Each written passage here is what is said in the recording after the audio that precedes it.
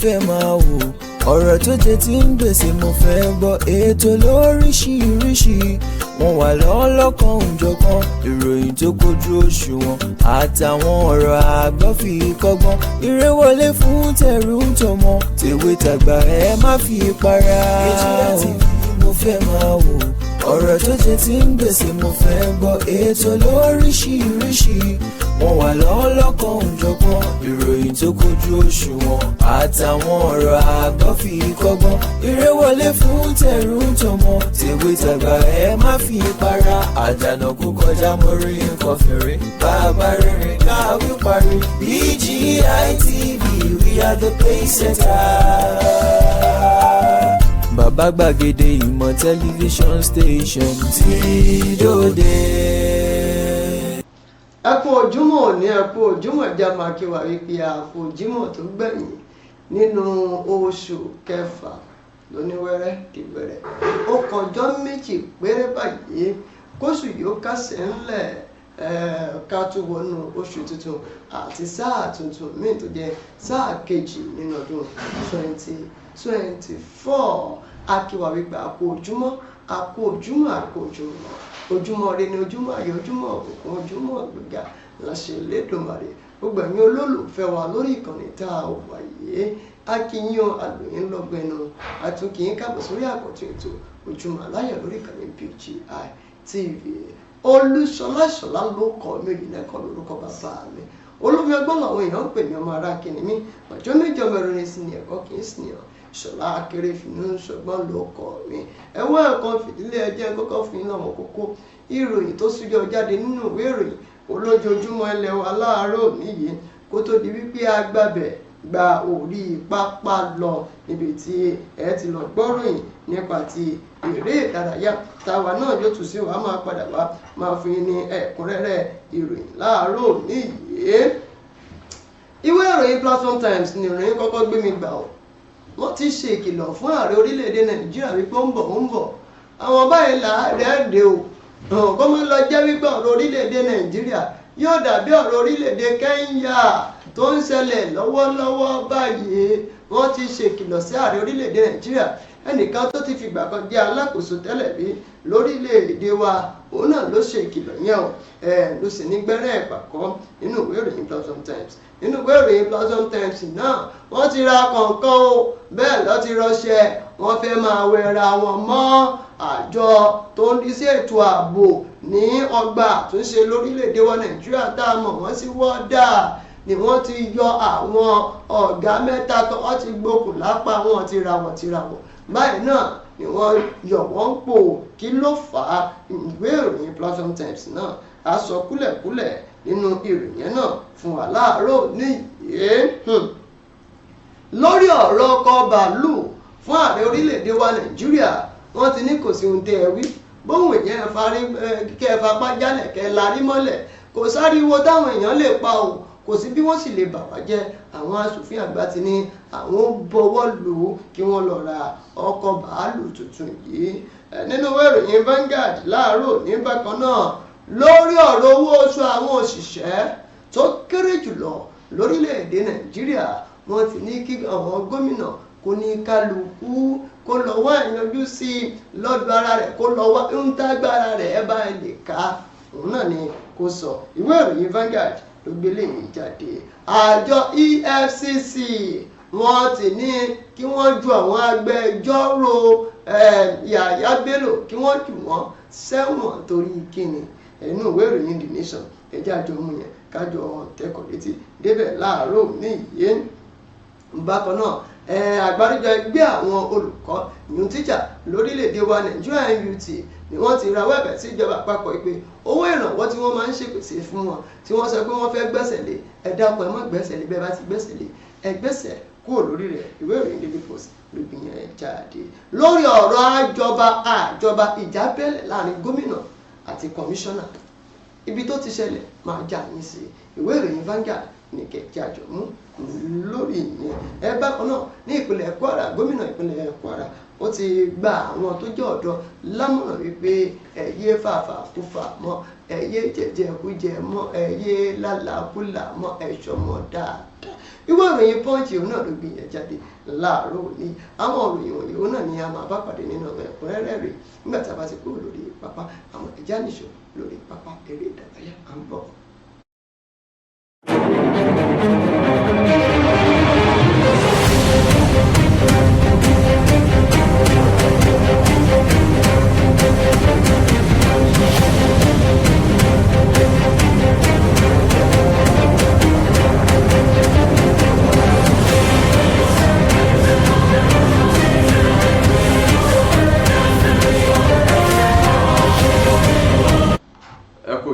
ní gbogbo ìjọba ti láǹfààní láti máa gbọ́ wa láti máa bọ̀ wá níkànnì amóhùnmáwòrán BGI TV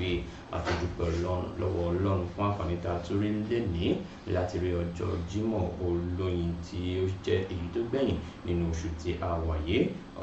ọ̀pọ̀ rẹ̀ láṣẹ lókè lùpẹ̀ ìyẹn Jímọ̀ bíi ti ọjọ́ òní tí ọ̀sẹ̀ tó ń bọ̀ wọ́n ní fi ẹnikẹ́ni ṣe àwátì ẹ káàbọ̀ sábàlá tá a pè ní láti orí pápá BGI TV níbi làwọn ti máa fún yín náà ìròyìn eré ìdárayá kìtì má bàa dé sí àwọn ìròyìn eré ìdárayá tí wọ́n ti bá wá sóde láàárọ̀ yìí ó dún ní mímì kí n ṣe àìmọ̀fólókò àfihàn tèmi onírìndánù lọ́jà tó bá dọ́jà báyìí wọ́n á mọ̀ pé dọ́jà ní èmi tí yín tòótọ́ Samuel Owóyẹmí fẹ́lẹ́ láyé lórúkọ mi fẹ́lẹ́ ní gbogbo èèyàn mọ̀ mí sí èmi náà kọ́ Ọlọ́run bọ̀ kí ló ń fún mi ṣe ní gbogbo ìgbà ó yá láìdé ìrànpẹ́nu láì fi ọ̀pá pọ̀lọpọ̀lọ péjọ ẹ jẹ́ kí n máa sọ di mímọ̀ fún yín wípé ẹnìkan tó ti fi ìgbà kan rí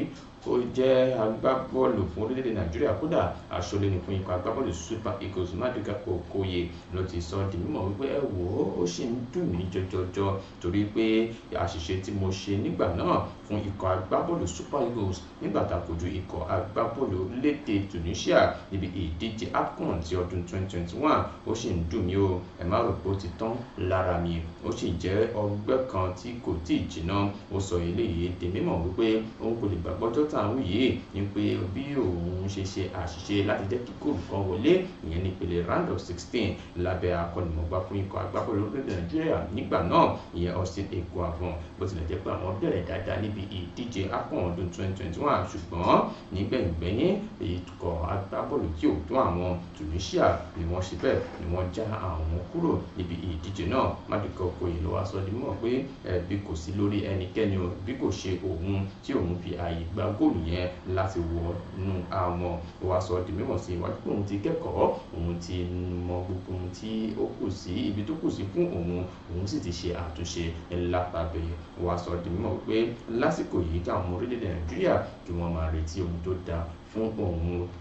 nínú ikọ̀ agbábọ́ọ̀lù Super Eagles lásìkò tí òun padà yìí òun kódà akínrin ìkórè máa mì torí pé Manuel Neuer ẹni tí ń ṣe ọ̀kan lára àwọn aṣọ́lé tó dára jù lórílẹ̀-èdè àgbáyé ní fún orílẹ̀-èdè Germany òun fúnra lára rẹ̀ ó ṣe àṣìṣe wọn torí ẹ̀ pa ẹ̀wá ní ti òun tí ayé bẹ̀rẹ̀ sí ní ṣe bẹ́ẹ̀ tí wọ́n mú ọ̀rọ̀ òun sẹ́nu lójoojúmọ́ ẹ wò ó ẹ gbàgbé o mo ti ṣe àtúnṣe mo ṣe ìlérí màá sì já wé sóbì ó yẹ kí n kúrò níbẹ̀ ẹ jẹ́ kí n lọ sí ọ̀dọ̀ agbábọ́ọ̀lù ọmọ orílẹ̀-èdè Nàìjíríà náà ní o tó wà ní orílẹ̀-èdè Spain ìyẹn Umar Sadiq ló ti sọ di mímọ̀ pé ó ṣeéṣe kóun kúrò nínú ikọ̀ agbábọ́ọ̀lù Real Sociedad èyí tí ó wà lọ́wọ́ yìí ní orílẹ̀-èdè Spain gẹ́gẹ́ bí wọ́n ti ṣe wá gbé léde láti orílẹ̀-èdè Spain wọ́n ní ikọ̀ agbábọ́ọ̀lù AS Roma, Valencia, Barcelona, Sevilla àti àwọn ikọ̀ agbábọ́ọ̀lù mìíràn ni wọ́n ti fi ìfẹ́ hàn sí agbábọ́ọ̀lù yìí ní pé àwọn fẹ́ rà á pẹ̀lú àdéhùn àyálò ló máa kọ́kọ́ fi síwájú fún ti sáà 2024-2025 Sadiq yìí ni kò ti rí ògo rẹ̀ lò dáadáa nínú ikọ̀ agbábọ́ọ̀lù Real Sociedad ní sáà tí ó kọjá látàrí àwọn ìfarapa èyí tí kò jẹ́ kí ó gbádùn ara rẹ̀ èyí tó lọ fún oṣù méje lórí ìfarapa ní báyìí wọ́n ti wá sọ di mímọ̀ wípé Umar Sadiq ẹni tó kópa fún ikọ̀ agbábọ́ọ̀lù Real Sociedad níbi ìfẹsẹ̀wọnsẹ̀ mẹ́ẹ̀ẹ́dógún ni wọ́n ti ń gbèrò láti ṣe bẹ́ẹ̀ láti yọ̀ǹda rẹ̀ kúrò nínú ikọ̀ agbábọ́ọ̀lù Real Sociedad ẹ má gbàgbé ní pé ọdún méjì sẹ́yìn ló darapọ̀ mọ́ ikọ̀ agbábọ́ọ̀lù agbábọ́ọ̀lù Real Sociedad láti nípa agbábọ́ọ̀lù Almeria ẹ̀yà kótó nípa ti àwọn ikọ̀ agbábọ́ọ̀lù lọ́lọ́kọ̀ọ́jọ̀kan ìyẹn lágbo bọ́ọ̀lù aláfẹsẹ̀gbá mo padà bọ́ ń bẹ̀ ṣùgbọ́n ẹ jẹ́ kí n fẹsẹ̀ kan dé ọ̀dọ̀ àwọn àfẹsẹ̀kù bí òjò kí ló ń ṣẹlẹ̀ lọ́dọ̀ àwọn àfẹsẹ̀kù bí òjò Anthony Joshua ló ti rọ Tyson Fury wípé kó tètè máa bọ̀ òun fẹ́ bàjà kí ọjọ́ tó lọ lórí òun gẹ́gẹ́ bí ó ti ṣe sọ di mímọ̀ wípé òun kò lè dúró mọ́ nígbà tó ṣì ń gbá lára òun báyìí káwọn méjèèjì káwọn kojú ara wọn kí àwọn lè mọ ọ̀gá Anthony Joshua bẹ́ẹ̀ kò bá gbàgbé ní pé yóò máa kojú ẹnìkan torúkọ rẹ̀ ń jẹ́ Daniel Dubois fún bàtẹ́ ìjà tí a pè ní IBF World Title lọ́jọ́ 21 oṣù kẹsàn-án ọdún tí a wà yìí ní pápá ìjà tó wà ní Wembley. Fury bákan náà àti Alexander Usyk wọn á tún ṣe bẹ́ẹ̀ wọn á tún ìjà wọn jà nínú oṣù kejìlá ọdún tí a wà yìí ẹni bá wá jáwé olúborí láàrin Fury àti Alexander Usyk ó ṣeé ṣe kí wọ́n sọ wípé kí ọ̀kan lára wọn kó lọ bá Anthony Joshua jà eléyìí ni Joshua fi wọn sọ di mímọ̀ pé ẹ wo ara mi ò lélẹ̀ mọ́ òun kí tó dé ìpele tí màá fi súnmọ́ ẹni ọdún 50 lókè erùpẹ̀ ẹ jẹ́ kí n tètè bá Fury jà torí ó ṣì ń gbá lára mi lásìkò yìí ìyẹn jẹ́ gẹ́gẹ́ bó ṣe jẹ́ nípa ti Anthony Joshua. Ẹ jẹ́ ká lọ sọ́dọ̀ àwọn eléré sísá Tóbi Amúsàn eléré sísá ògbóǹtarìgì ọmọ orílẹ̀-èdè Nàìjíríà ní obìnrin gangan tí ó ṣe bẹ́ẹ̀ tó ń dábí ẹdun rọ̀ bí òwe láàrin àwọn ẹlẹgbẹ́ rẹ̀ ló ti sọ di mímọ̀ pé òun dúpẹ́ fún Ọlọ́run àti àwọn ènìyàn tí wọ́n rọ̀gbà yí òun ká láti pé òun borí ìlera kan tí ó fẹ́ ṣe bẹ́ẹ̀ tó fẹ́ dá òun lọ́wọ́ kọ́ láti má rí dáúlà rẹ̀ lò níbi ìdíje African Championship èyí tó ń lọ ní orílẹ̀-èdè Cameroon bí ẹ kò bá gbàgbé yín pé nígbà tí wọ́n kọ́ dé orílẹ̀-èdè Cameroon ìròyìn gbé léde wípé Tóbi Amúsàn ní ara rẹ̀ kò yá eléyìí ni wọ́n fi sọ di mímọ̀ pé ó ṣeéṣe kó má bá àwọn akẹgbẹ́ rẹ̀ sáré níbi ìdíje eré sísá women's 100 meter hurdles ṣùgbọ́n nígbẹ̀yìngbẹ̀yìn Tóbi Amúsàn ó padà borí ìlera rẹ̀ tó sì pẹ̀lú àwọn akẹgbẹ́ rẹ̀ láti ṣe kíni láti sáré náà dẹ̀ máa ń gbàgbé pé ibi eré yẹn náà ni wọ́n ti ṣe kíni wọ́n ti gba àmì ẹ̀yẹ wúrà fún orílẹ̀-èdè Nàìjíríà. Tóbi Amúsàn ni ó wá ti sọ di mímọ̀ báyìí pé òun dúpẹ́ o ní pé ìlera náà kò borí òun borí ìlera náà ní báyìí. Tóbi Amúsàn ló ti wá kọjú àfojúsùn rẹ̀ síbi ìdíje Olympic Games èyí tí yóò máa wáyé ní ìlú Paris lórílẹ̀-èdè France bẹ̀rẹ̀ láti ọjọ́ 26 oṣù keje wọ ọjọ́ 11 oṣù kẹjọ ọdún tí a wà yìí. Tóbi Amúsàn ó ń dúpẹ́ o mo ní ẹ ṣé o fún gbogbo ẹ̀yin tẹ́ dúró tí òun tẹ̀ sì jẹ́ kí ìlera rẹ̀ àìsàn kan ó borí rẹ̀ ẹ jẹ́ pé kúrò ń bẹ̀rù ilé ìkòtù mọ́ mi nínú ṣùgbọ́n torí iṣẹ́ tí mo gbà mo ní láti mú wá sí etí ìgbọ̀nyín. Ẹ wò ó ikú yìí ló mú ẹni tí à ń wí yìí lọ tani mò ń pè díẹ̀ ẹni tó ti fi ìgbà kan rí jẹ́ agbábọ́ọ̀lù fún orílẹ̀-èdè Cameroon Landry Ngome òun lórúkọ arábìnrin yìí ẹni ọdún 38 òun ni ìròyìn gbé léde lánàá wípé arábìnrin yìí ló pàdánù ẹ̀mí rẹ̀ níbi ìjàmbá ọkọ̀ lọ́jọ́bọ̀ Thursday àná gẹ́gẹ́ bí àjọ tó ń rí sí bọ́ọ̀lù aláfẹsẹ̀gbá lórílẹ̀-èdè Cameroon gẹ́gẹ́ bí wọ́n ti ṣe fi léde lórí ojú òpó ìkànnì abánidọ́rẹ̀ẹ́ Facebook wọn wípé ìròyìn yìí ló jẹ́ ìròyìn ìbànújẹ́ wípé ògbóǹtarìgì agbábọ́ọ̀lù fún orílẹ̀-èdè Cameroon ìyẹn Landry Ngome òun ló ti ṣe bẹ́ẹ̀ ló ti pàdánù ẹ̀mí rẹ̀ síbi ìjàmbá ọkọ̀ bí ẹ kò bá gbàgbé arábìnrin yìí ló ṣojú fún orílẹ̀-èdè Cameroon nígbà 42 tó sì gbá góòlù 3 wọlé fún ikọ̀ agbábọ́ọ̀lù orílẹ̀-èdè Cameroon láàrin ọdún 2006 wọ ọdún 2014 kódà ó gba àmì ẹ̀yẹ ipò kejì nígbà tí wọ́n kópa níbi ìdíje AFCON ti ọdún 2008 ẹ wò gbogbo àsìkò rẹ̀ tó fi wà lókè rúgbẹ́ orílẹ̀-èdè France ló ti lò níbi tó ti bẹ̀rẹ̀ ìrìn àjò bọ́ọ̀lù aláfẹsẹ̀gbá rẹ̀ kódà ó gbá bọ́ọ̀lù fún àwọn ikọ̀ agbábọ́ọ̀lù lórílẹ̀-èdè France 3 ọ̀tọ̀ọ̀tọ̀ gbogbo wọn pátápátá ni wọ́n ṣe bẹ́ẹ̀ ni wọ́n fi ọ̀rọ̀ ìdágbére ìbánikẹ́dùn ránṣẹ́ sí orílẹ̀-èdè Cameroon àti mọ̀lẹ́bí arábìnrin yìí fún ẹni rẹ̀ tí wọ́n pàdánù. Ẹ jẹ́ ká kúrò níbẹ̀ ẹ jẹ́ ká lọ sí ibi tí wọ́n ti ń sọ̀rọ̀ nípa ìdíje Euro 2024 Southgate òun ni wọ́n mà ti gbọ́ gbọ́ ọ̀rọ̀ kan láti ẹnu ẹnìkan tí ń ṣe agbábọ́ọ̀lù àná fún ikọ̀ agbábọ́ọ̀lù Bayern Munich ìyẹn Didi Hamann ló ti gbà á lámọ̀ràn pé Southgate wò ó wá bí jẹ́ ń gbà ẹ́ lámọ̀ràn yìí torí yóò ṣe àǹfààní fún ọ yóò ṣe ìwúlò fún ọ tó bá lè gbọ́ ní o ìyẹn Southgate ni wọ́n bá wí ni wọ́n sọ̀rọ̀ bẹ́ẹ̀ sí wọn ni kò ṣe bẹ́ẹ̀ kó gbìyànjú láti ṣe bẹ́ẹ̀ láti yọ ọwọ́ èèyàn kan kúrò lórí pápá bóyá Harry Kane ni o bóyá Jude Bellingham ni o àbí Foden kó máa lo àwọn mẹ́tẹ̀ẹ̀ta papọ̀ mọ́ tí wọ́n bá ń kojú ikọ̀ agbábọ́ọ̀lù Slovakia lọ́jọ́ àìkú Sunday òní ẹgbẹ́ kò bá gbàgbé tagídítagídí ni wọ́n fi pèlègèdè sí ìpele tí wọ́n dé ìyẹn round of 16 níbi ìdíje Euro 2024 agbábọ́ọ̀lù àná yìí ó wà rọ̀ Southgate ní kó gbìyànjú láti gbé kó Palmer àbí Eberechi Eze kó mú wọn wọlé láti fi rọ́pò ọ̀kan lára àwọn tí wọ́n ní orúkọ ńláńlá yìí torí orúkọ ńláńlá ni wọ́n gbé sórí wọn kò ṣe bí ẹni tó lórúkọ ńlá lórí pápá gẹ́gẹ́ bí ó ti ṣe gbà á lámọ̀ràn eléyìí ni wọ́n fi ránṣẹ́ sí Southgate pé tó bá fẹ́ ṣàṣeyọrí o níbi ìdíje Euro 2024 gbìyànjú kó gbọ́ ọ̀rọ̀ àmọ̀ràn tí mo fún wọn Southgate ni wọ́n bá wí bẹ́ẹ̀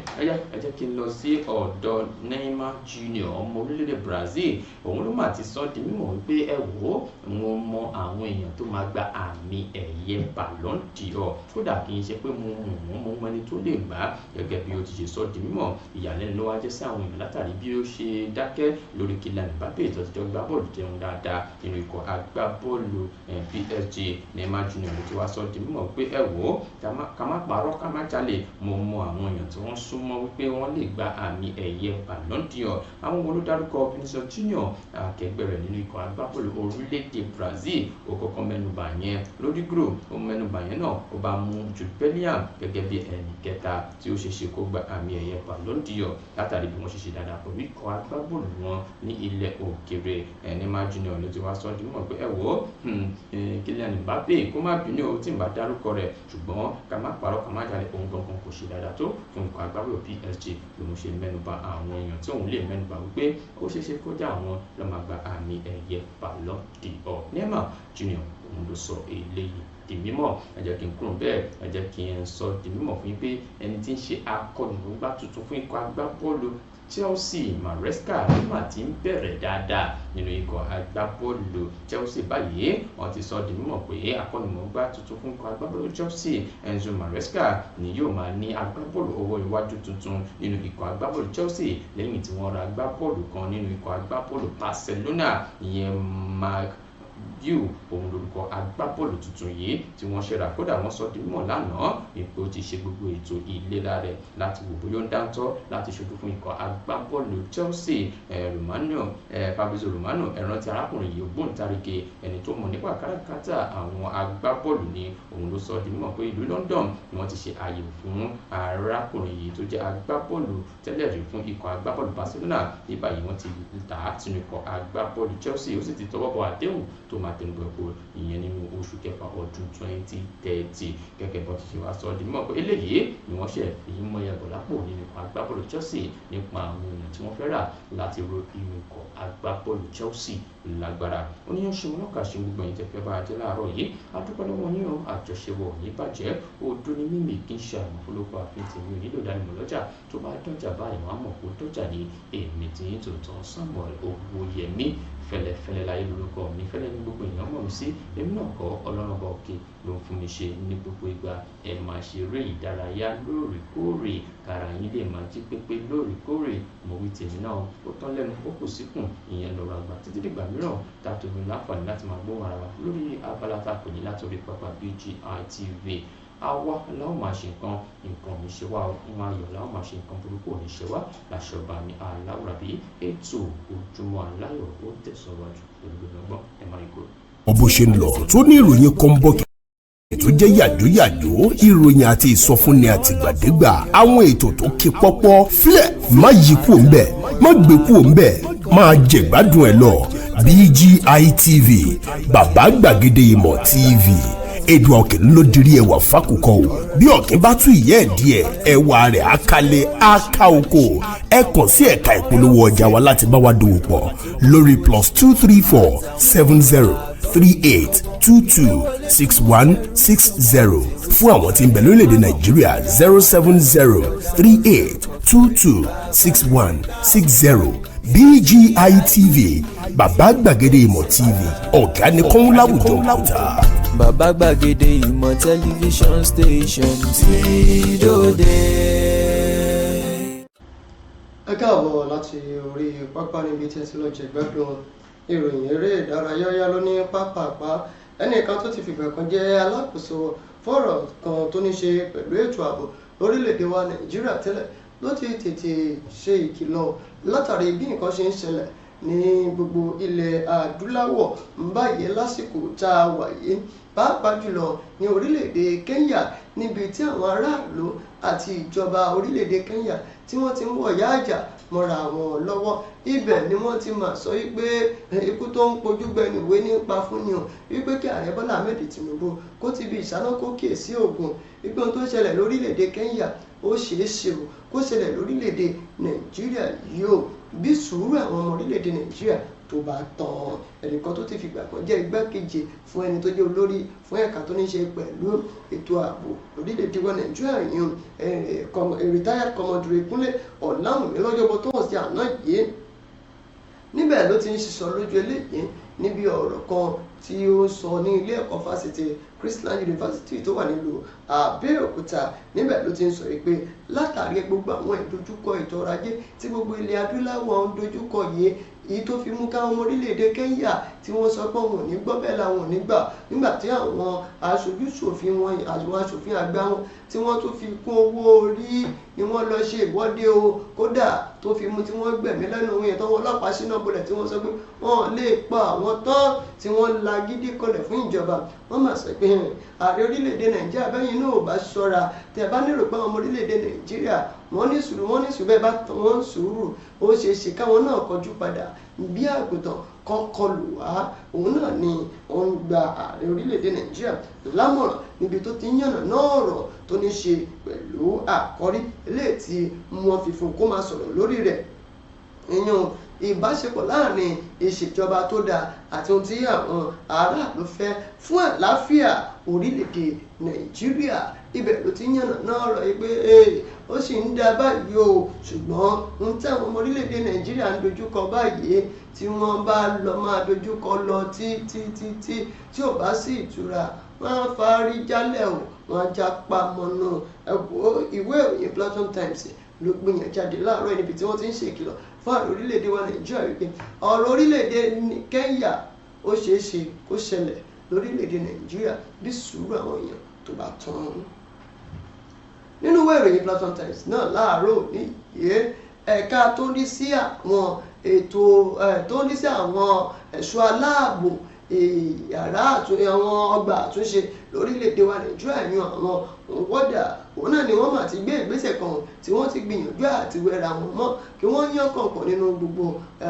ẹ̀ṣọ́ aláàbò òun náà níbẹ̀ ni wọ́n ti sọ pé àwọn ọ̀gá àgbà kan tí wọ́n tó bíi 3 ni wọ́n ti gbókùn lápá wọn o ẹni tó jẹ́ alukoro fún wọn òun náà ló ṣiṣọ́ lójú eléyìí náà ti jáde tó fi léde ní àná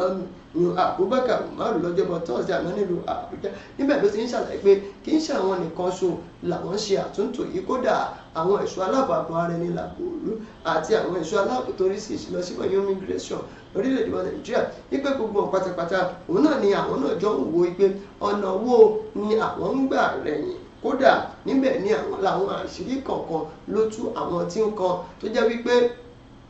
wọn ò ní láì ṣe pé wọ́n gba ìsinmi lẹ́nu iṣẹ́ wọn kò ní dédé yọ sí ibi iṣẹ́ ni àwọn kan wà tó yẹ pé wọ́n náwó nínú ìwà ìbàjẹ́ àwọn kan wà tó sì jẹ́ wípé wọ́n pààrọ̀ ìwé ẹ̀rí wọn tí wọ́n fi gbaṣẹ́ ni wọ́n ní gbogbo àwọn eléyìí làwọn tọwọ́ bọ̀ lójú ò tó di túlétúlé tó tọwọ́ bò kú lójú ṣebí kókó bá lè sọ̀rọ̀ òun náà ni yìí náà ló fi mú ọ láti lè jẹ́ kí ètò yìí kó fẹsẹ̀ múlẹ̀ dáadáa tí àṣírí àwọn kọ̀ọ̀kan tó fi tú sí wọn lọ́wọ́ Umaru ló sọ eléyìí pé ọ̀pọ̀lọpọ̀ wọn àṣírí yìí tó tú sí wọn lọ́wọ́ ló fi mú o tí àwọn fi yọ àwọn àgbààgbà iṣẹ́ bíi 3 kan táwọn yọ wọn kò níṣẹ́ táwọn gbókun lápá àwọn àtàwọn 3 míì tí wọ́n kiri sí ọkọ̀dà wọn náà 3 míì wà tó yẹ pé ìfẹ̀yìntì àpàpàǹdodo báyìí náà ni wọ́n fún wọn. Wọ́n sì ní àwọn 6 míì kan wọn yóò máa dojúkọ àwọn ìgbìmọ̀ oníbàáwí nínú àjọ náà. Àwọn 13 ni wọ́n sì fún ní kíkìlọ̀ pé ohun tí ẹ ṣe yìí ẹ mọ́ ṣe bẹ́ẹ̀ mọ́. Wọ́n ní gbogbo ìgbésẹ̀ táwọn gbé náà ló wá láti ọwọ́ ẹni tó jẹ́ ọ̀gágun wọn pátápátá inú Aliru Nababa. Òun náà ni ó pa ilé láṣẹ pé gbogbo epo tí ń bẹ nínú àlìkámà àkókò tó láti fà wọ́n tù tí gbogbo. Nínú ìwé ìròyìn The Sun ọ̀rọ̀ lórí wípé àròkọ bàálù àbá àmì ẹ̀rọ̀kọ bàálù ẹgbọ́n wọn ti já wọn ọmọ orílẹ̀-èdè Nàìjíríà wọn ti já wa tán báyìí. Àwọn ilé-ìgbìmọ̀ aṣòfin àgbà lórílẹ̀-èdè wa Nàìjíríà ti sọ pé kò sáriwo tá a pa tàbí kò sí gbogbo àhesọ̀rọ̀ tàbí bí wọ́n ṣe sọ̀rọ̀ wọn láìdá lórí ẹ̀rọ ayélujára. Ohun táwọn ṣe làwọn ṣe ní pé kódà àwọn bọ̀wọ́ lu ríra ọkọ̀ bàálù tuntun yẹn ti jẹ́ẹ̀tì fún ààrẹ orílẹ̀-èdè wa Nàìjíríà àti tí yóò máa gbé igbákejì ààrẹ lórílẹ̀-èdè Nàìjíríà yẹn Kashim Shettima àti Bọ́lá Ahmed Tinubu. Ẹni tó jẹ́ ààrẹ fún ilé-ìgbìmọ̀ aṣòfin àgbà lórílẹ̀-èdè wa Nàìjíríà Godswill Akpabio ló kéde eléyìí lánàá òde òní. Ẹ mọ̀ pé mo sọ fún yín lánàá pé wọn yóò ṣe ìpàdé onípàjáwìrì lánàá kò tí ì jẹ́ kí wọ́n wọlé fún ìsinmi nígbà tí wọ́n lọ fún ìsinmi fún ọdún iléyá. Ọjọ́ kejì oṣù tó ń bọ̀ lọ́sẹ̀ máa wọlé, ṣùgbọ́n báyìí wọ́n sáré ṣèpàdé onípàjáwìrì kan lórí ọ̀rọ̀ tó ní ṣe pẹ̀lú sísún àfikún ètò ìṣúná títọ́dún 2023 síwájú sí àfikún ètò ìṣúná tí wọ́n ṣe. Òun náà ni wípé láàrin oṣù kìíní sí oṣù kẹfà, nígbà tí oṣù kẹfà wá jáde tán yìí ní ààrẹ orílẹ̀-èdè wa Nàìjíríà rẹ Bọ́lá Ahmed Tinubu tètè kọ̀wé pé wọ́n pé ẹ wo àfikún ètò ìṣúná kò tó nǹkan kan mọ́, ẹ jẹ́ ká wá sún títí di ìparí ọdún. Wọ́n bọwọ́ lù ú. Lẹ́yìn yẹn tí wọ́n bọwọ́ lù yẹn tán wọ́n tún jójú wa pé ní kò pẹ́ kòkò àwọn bọwọ́ lù pé kí wọ́n lọ pa dáko àwọn nípa àkọ́kọ́ kí wọ́n lọ rà nítorí pé wọ́n sọ wípé ọkọ̀ bàálù yìí ó ṣeé ṣe tí wọn bá rà mí tí ọba náà fẹ́ tún ṣe kó gbẹ̀mí lẹ́nu kò dẹ̀ ní gbẹ̀mí lẹ́nu ààrẹ wa lórúkọ Jésù lágbára ọba mi òkè. Wọ́n ti ní ẹlẹ́ṣẹ̀ṣẹ̀ kí wọ́n tọwọ́ bọ̀ kí wọ́n lọ ra àwọn ọkọ̀ bàálù yẹn jẹ́ẹ̀tì tuntun míì. Ìwé ìròyìn Vanguard láàárọ̀ níyì lórí ọ̀rọ̀ owó oṣù àwọn òṣìṣẹ́ tó kéré jùlọ. Àwọn gómìnà ní ilẹ̀ Yorùbá pàápàá jùlọ àwọn gómìnà tó wà lápá gúúsù ilẹ̀ wa ní àti àwọn gómìnà tó jẹ́ ti Yorùbá ní àná òde òní yìí ni wọ́n ti ń jọ ń bọwọ́ lù tí wọ́n sì ń bójú wòye pé kí oníkálukú o gẹ́gẹ́ bí gómìnà ní ìpínlẹ̀ rẹ̀ ohun tó ní kálukú bá lè kápá rẹ̀ tó mọ̀ pé òun lè mọ̀ san láì ní jẹ owó àwọn òṣìṣẹ́ wípé kó ní kálukú lọlé kó lọ túnlé rẹ̀ tó iye tó ní kálukú bá lè san òun náà ni kí wọ́n lọ fẹnu kò lè lódì o. Eléyìí náà ló ń jẹyọ jáde nígbà tí àgbáríjọ ẹgbẹ́ àwọn gómìnà lórílẹ̀‐èdè wa Nigeria Governors Forum lọ́jọ́ ní àṣálẹ́ ọjọ́rú Wednesday tí wọ́n sọ wípé àwọn yóò máa tẹ̀síwájú láti máa ṣe ìpàdé pọ̀ pẹ̀lú àwọn lẹ́kànlẹ́kàn láti lè wá yanjú sí owó oṣù àwọn òṣìṣẹ́ tó kéré jùlọ lórílẹ̀‐èdè wa Nàìjíríà. Lóòótọ́ ààrẹ Bọ́lá Ahmed Tinubu nínú ìgbésẹ̀ rẹ̀ tó ń gbé tó ṣe ìpàdé pọ̀ pẹ̀lú àjọ NEC yan àwọn àjọ tó rí sí ètò ọrọ̀ ajé orílẹ̀‐èdè wa Nàìjíríà àti ẹni tó jẹ́ alága wọn ìyún igbákejì ààrẹ orílẹ̀‐èdè wa Nàìjíríà ni wọ́n sọ wípé kò tí ì sí ọ̀rọ̀ kankan nílẹ̀ báyìí tí wọ́n yóò sọ lórí rẹ̀. Kódà lánàá òde òní yìí àgbáríjọpọ̀ ẹgbẹ́ àwọn òṣìṣẹ́ lórílẹ̀‐èdè wa Nàìjíríà náà ni wọ́n ti ń pariwo wípé ibi tó ọ̀rọ̀ fẹ́ dúró sí làwọn fẹ́ mọ̀ pé wọ́n ti ń dá wọn dúró ní fún ìdí èyí náà ni àwọn gómìnà náà ni wọ́n tún sọ wípé àfi káwọn lọ jókòó bẹ́ẹ̀ bá ní kí iye kan báyìí lẹ́ẹ̀mọ̀ san fún wọn látọwọ́ ìjọba àpapọ̀ iye tí àwa máa san ó ṣeé ṣe o kí a máa nàgbàrà nínú ẹ̀ lára àwọn gómìnà tó wà níbẹ̀ gómìnà Ọ̀yọ́, Zamfara, Anambra, Delta, Gombe, Kano, Imo, Kwara, Ondo, Kaduna, Kebbi, Ebonyi, Sokoto, ìpínlẹ̀ Ògùn àti àwọn míì bẹ́ẹ̀ bẹ́ẹ̀ lọ láti lè wá níbi sí ọ̀rọ̀ tí ń bẹ nílẹ̀ lórí owó ìṣàwọn ìṣètò kéré jùlọ. Ọ̀rọ̀ ti fògànà báyìí ọ̀rọ̀ ti bá bò mí yọ lórí ọ̀rọ̀ Yahaya Bello ní tó ti fìgbà kan jẹ gómìnà tẹ́lẹ̀ rí ní ìpínlẹ̀ Kogi níbi tó ti ń jẹ́jọ́ pẹ̀lú àjọ EFCC tó ti lọ tó sì ń ṣe eré bójúbójú olóró ń bọ̀ tí ó sì fẹ́ jáde síta báyìí. Ẹ wá gbọ́ àjọ tó ń gbógun ti ìṣòwò olùkúmọkùmọ lórílẹ̀‐èdè wa Nàìjíríà nínú àjọ EFCC òun náà ni wọ́n ti sọ̀rọ̀ lánàá òde òní tí wọ́n ti ń rọ ilé ẹjọ́ gíga tó wà nílùú Àbújá wípé ẹ wo àwọn agbẹjọ́rò àgbà tó jẹ́ agbẹjọ́rò Yahaya Bello, Ìfẹ́dayọ̀ Adédìpẹ̀ àti Abdulwahab Muhammed ẹ láwọn má tì mọ́lé, ẹ bá láwọn má tì mọ́lé wọ́n á pe Yahaya Bello wọ́n á pè é jáde. Eléyìí náà ni wọ́n sọ wípé kí ilé ẹjọ́ kó ṣe fún un látàrí pé wọ́n kọ̀ láti jẹ́ kí Yahaya Bello kí ó yọjú gẹ́gẹ́ bí wọ́n ti ṣe ìlérí rẹ̀ tẹ́lẹ̀ rí. Adájọ́ Emeka Nwite òun náà ló sún ìgbẹ́jọ́ òun náà sí àná lẹ́yìn ìgbà tí àwọn agbẹjọ́rò méjèèjì tí wọ́n rawọ́ bẹ̀bẹ̀ ní ọwọ́ ìjọba òun náà lọ́wọ́ ilé ẹjọ́ òun náà wípé kọ́dákun kọ́dábọ̀ wípé nígbà tó bá máa fi di ọjọ́ kẹtàdínlọ́gbọ̀n oṣù kẹfà táwa èyí tí ń ṣe àná àwọn yóò mú gómìnà Yahaya Bello fúnra ara wọn báyìí àwọn yóò mú wa nígbà tó sì di ọjọ́ ìgbẹ́jọ́ lánàá lòdì wípé kí mọ̀ wẹ́ kó máa wò mí wọ́n mú Yahaya Bello wọ́n mú wa wọ́n lájọ́ EFCC wa gba àṣẹ mú wa ṣe é ní fún ìdí èyí o ilé ẹjọ́ ẹ dákun ẹ gbà á láàyè gẹ́gẹ́ ẹ bá lè bọ́wọ́ lòun tá a fẹ́ ẹ bá wa láwọn mọ́ àtìmọ́lé tá a bá sì gbàgbé pé láti ìgbà tí Yahaya Bello tó ti ń dojú kọ ẹjọ́ yìí tí wọ́n sọ pé ó jẹ́ owó tó tó ọgọ́rin bílíọ̀nù náírà ó lé méjì 80.2 bílíọ̀nù náírà ni wọ́n sọ pé ó jí kó ibẹ̀ ló tún sọ fún ilé ẹjọ́ látọwọ́ agbẹjọ́rò rẹ̀ Muhammad pé kí ilé ẹjọ́ tó wà nílùú Àbújá kí wọ́n dá ẹjọ́ yẹn kó dá padà sí ìlú Lọ́kọ́jà tó jẹ́ lúlù ìpínlẹ̀ Kánò àti wípé òun ò jí owó Àbújá owó Kogi lọ sọ pé òun jí o kọ́ bóun dá padà sí ìlú ọ̀hún náà. Ìyẹn jẹ́ ọ̀rọ̀ tí ń bẹ jáde níbi tí àjọ EFCC tó sọ pé àwọn ò ní gbọ́ bẹ́ẹ̀ làwọn ò ní gbà. Ẹ má sì gbàgbé wípé ẹni tó jẹ́ alága fún àjọ EFCC ní ọ̀gbẹ́ni Ọlá òun náà ni ó sọ nínú ọ̀rọ̀ rẹ̀ pé bóun ò bá fi ọwọ́ pálábá Yahaya Bello jófin epo òun ní sinmi o má jà gbàgbé ìlérí rẹ̀ pé àfijọ́dọ̀ gbọ́ báyìí òun fojú rẹ̀ kó àtà òfin. ọ̀rọ̀ dọ́dọ̀ àwọn olùkọ́ náà o àwọn olùkọ́ ilé ẹ̀kọ́ alákọ̀ọ́bẹ̀rẹ̀ àti ti girama àgbáríjọpọ̀ ẹgbẹ́ wọn lórílẹ̀‐èdè Nàìjíríà yìí NUT àwọn náà sọ̀rọ̀ jáde o níbẹ̀ ni wọ́n ti ń rawọ́ bẹ̀bẹ̀ sí ìjọba àpapọ̀ orílẹ̀‐èdè Nàìjíríà pé owó ìrànwọ́ tí wọ́n máa ń ṣe fún ètò ìforúkọlẹ̀ àwọn olùkọ́ tí wọ́n pè ní Teachers Registration Council of Nigeria tí ìjọba sọ wípé àwọn ò lè ṣe mọ́ o wípé àwọn olùkọ́ náà ti tójú bọ́ wípé kọ́mọ dáwà òun náà ni àwọn olùkọ́ náà tètè pariwo síta pé ẹ má ṣe bẹ́ẹ̀. Ẹni tó jẹ́ ààrẹ fún ẹgbẹ́ NUT lórílẹ̀‐èdè wa Nàìjíríà Audu Mba òun náà ló jẹ́ kílẹ̀ ìkòdì mọ̀ nígbà tí ó ń sọ̀rọ̀ lórí ọ̀rọ̀ kan ní àná nílùú Àbújá níbi tí wọ́n ti bẹ̀rẹ̀ sí ní jíròrò lórí ọ̀rọ̀ àti máa jẹ́ kí ìlọsíwájú kó dé bá iṣẹ́ olùkọ́ lórílẹ̀‐èdè Nàìjíríà. Níbẹ̀ àkọ́kọ́ ó kọ́kọ́ bẹnu lu àtẹlùlù ètò bí ìjọba àpapọ̀ orílẹ̀‐èdè Nàìjíríà bí wọ́n ṣe ń bójú wo àwọn olùkọ́ lórílẹ̀‐èdè pé wọ́n tẹ̀ náà ní wọn rárá orílẹ̀‐èdè Nàìjíríà tó jẹ́ kí wọ́n máa gbé olùkọ́ lóní gẹ̀gẹ̀rẹ̀ níṣe ni wọ́n ń wo olùkọ́ tùrùtùrù nílẹ̀ nítorí pé láti ìgbà tí ìṣèjọba yìí ti ń bẹ lórí àléfà náà ni wọn ká tolùkọ́ sí bó ti ń wò mọ́ nínú ọ̀rọ̀ rẹ̀ tó tún wá ní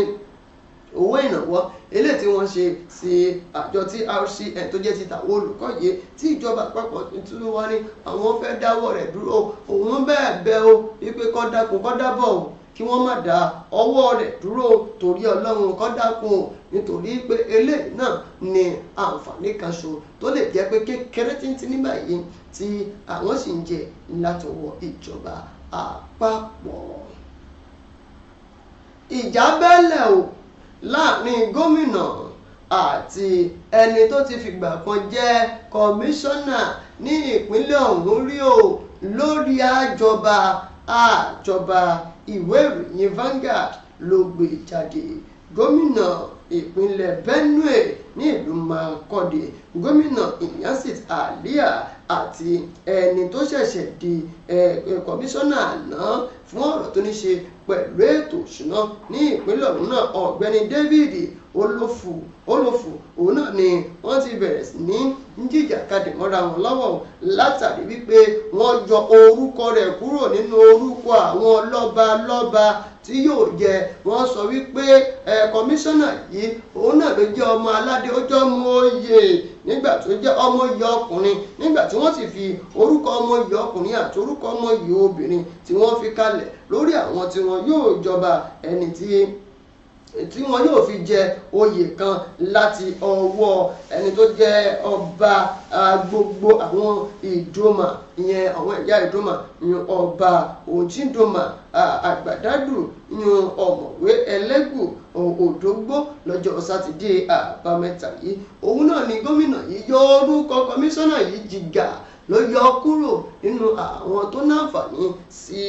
oyè ọ̀hún náà. ibẹ̀ ni wọ́n ti ń sọ pé ìjà bẹ́lẹ̀ láàrin àwọn méjèèjì yìí nígbà tí kọmíṣánná yìí sọ pé gómìnà gangan báyìí yẹn àlíà òun ni ó yọ orúkọ òun kúrò nínú rẹ̀. ó ní lọ́nà wípé ó mọ̀ pé bóun bá ilé wà ń bẹ̀ ó ṣeé ṣe kóun tú àṣírí òun. olófù yìí òun náà ni ó ń bá àwọn akọ̀ròyìn sọ̀rọ̀ ní àná òde òní yìí níbi tí ó ti ń sọ pé owó ní ìṣòro pẹ̀lú gómìnà àlíà, kódà òun ò dojú kọ rí láti sọ fún yín pé báyìí ṣùgbọ́n bóun ṣe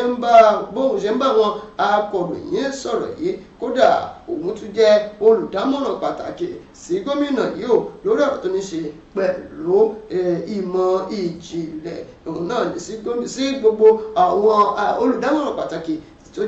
tó ní ṣe pẹ̀lú ètò ìmọ̀ ìjìnlẹ̀ sí ẹgbẹ́ àwọn gómìnà lórílẹ̀‐èdè Nàìjíríà, ìyẹn Nigeria Governors Forum. ó wà ní tí òun bá jẹ́ ẹnìkan tó jẹ́ pé òun kò lè sọ̀rọ̀ sí ni, òun á ti lọ máa ṣiṣẹ́ nínú ààfin ọba yóò, kódà òun ti kó gbogbo àwọn nǹkan tí ó jẹ́ ti gómìnà yìí nígbà wọn sì ti fa wàhálà lẹ̀, ṣùgbọ́n òun ò fẹ́ ṣe bẹ́ẹ̀ o. ẹ wo ìròyìn ẹ̀ pọ̀ lórí wípé àjòyè tí ó fa ìjà láàrin kọmíṣánná àti gómìnà ìpínlẹ̀ rẹ̀. ìwé ìròyìn Vanguard ló gbé jáde ní àárọ̀ òní yìí. wọ́n ti gba àwọn ọ̀dọ́ lámọ̀ràn wọ́n ní ohun tó máa wọn mọ́ jẹ òní pọ́mọ, ṣùgbọ́n ohun tó bá máa pọ́mọ kó máa wọn mọ́ jẹ. ẹni tó jẹ́ gómìnà ìpínlẹ̀ Kwara, gómìnà Malam Abdulrahman Abdulrazak, òun náà ni ó ti sọ̀rọ̀ tó sì ń gba àwọn ọ̀dọ́ ìpínlẹ̀ Kwara àti gbogbo ọ̀dọ́ lórílẹ̀‐èdè Nàìjíríà lámọ̀ràn wípé kí wọ́n gbójú wọn kúrò nínú àṣìlò ògùn olóró, mímu ògùn olóró, fífa ògùn olóró, lílá ògùn olóró. ó ń ṣe eléyìí lọ́jọ́ ìṣẹ́gun ọ̀sẹ̀ tá a wà yìí tí ròyìn yìí gbé jáde látọwọ́ ẹnìkan tó jẹ́ olùdámọ̀ràn pàtàkì rẹ̀. níbẹ̀ ló ti ń gbà wọ́n lámọ̀ràn níbi tí wọ́n ti ń ṣe ayẹyẹ ìsàmì sí ọjọ́ ògùn olóró àti ìṣòwò ògùn olóró ní ilẹ̀ wa lọ́dún 2024 yìí látọwọ́ àjọ ìṣọ̀kan àgbáyé yẹn United Nations. òun náà ni wọ́n ti ń sọ eléyìí ní ìlú Ìlọrin tó jẹ́ lúlo ìpínlẹ̀ Kwara. gómìnà òun náà tí ẹni tó jẹ́ alábòjútó ìyún kọmíṣánná fọ́rọ̀ tó ní ṣe pẹ̀lú ètò ìlera tó ń ṣojú rẹ̀ dókítà Ahmed Imam, òun náà ló sọ pé àwọn ìjọba lálọ́kan òjọ̀kan láwọn ìpínlẹ̀ kọ̀ọ̀kan ni wọ́n ti ń gbìyànjú láti dáwọ́ wípé àṣìlò ògùn olóró àti ṣíṣòwò ògùn olóró ó di ohun àfìsẹ́yìn tí eégún tó ń fi sọ. ṣùgbọ́n ó kí àwọn ọ̀dọ́ náà kí wọ́n ran ara wọn lọ́wọ́ kó má jẹ́ pé wọ́n ń gbòòrò mádìyẹ lọ́wọ́ àkìtàn kó lọ jẹ wọ́n gbà lọ́wọ́ ọkú. ó ní òun jẹ́ kí ọ̀jẹ́ kóun lọ sákìtàn kóun lọ jẹ́ kó mọ̀ ẹgbẹ́ bó bá lọ sákìtàn lọ́jẹ̀ ó ṣeé ṣe káàṣà gbé àṣà sì rèé kò mọ ohun tó lóko ń rò. ẹ wo ìwé ìròyìn The Punch òun náà ló gbé yẹn jáde ní àárọ̀ òní yìí. ẹjẹ́ rìn tí a máa fi káàdì ẹ̀ lápá ibi báyìí níbi títí tá a máa fi pàdé lọ́la lórí àkọ́tún ètò Ojúmọ́ Aláyọ̀ lórí ìkànnì BGI TV. ẹ má gbàgbé láti bá wa share, ẹ subscribe, ẹ tẹ notification bell gbogbo ibi tí ẹ bá ti ní àǹfààní àti máa wò wá ẹ share rẹ̀. tó bá jẹ́ ojú òpó Facebook lẹ́ ń wò wá lọ́wọ́lọ́wọ́ yìí ẹ share rẹ̀ lójú òpó Facebook wa Gbàgede Ìmọ̀ with Aláwìyé Adébáyọ̀ YouTube BGI TV Yorùbá, ti Instagram gbàgede _22 títí di ìgbà tá a máa fi pàdé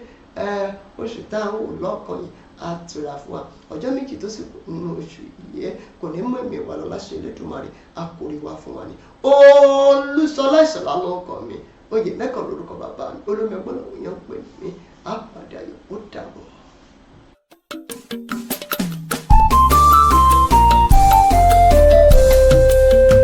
BGI TV yìí mo fẹ́ máa wò,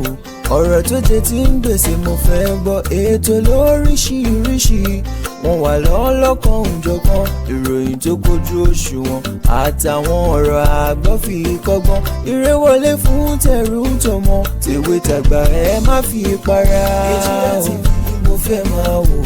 ọ̀rọ̀ tó jẹ ti ń gbèsè mo fẹ́ gbọ́, ètò lóríṣiríṣi wọ́n wà lọ́lọ́kan òjọ̀kan, ìròyìn tó kojú òṣùwọ̀n àtàwọn ọ̀rọ̀ àgbọ́ fi kọ́gbọ́n, eré wọlé fún tẹ̀rù tọmọ tèwe tàgbà ẹ má fi para. Àjànàkú kọjá mórí nǹkan fèrè, bàbá rere káwí parí. BGI TV, we are the pace setter.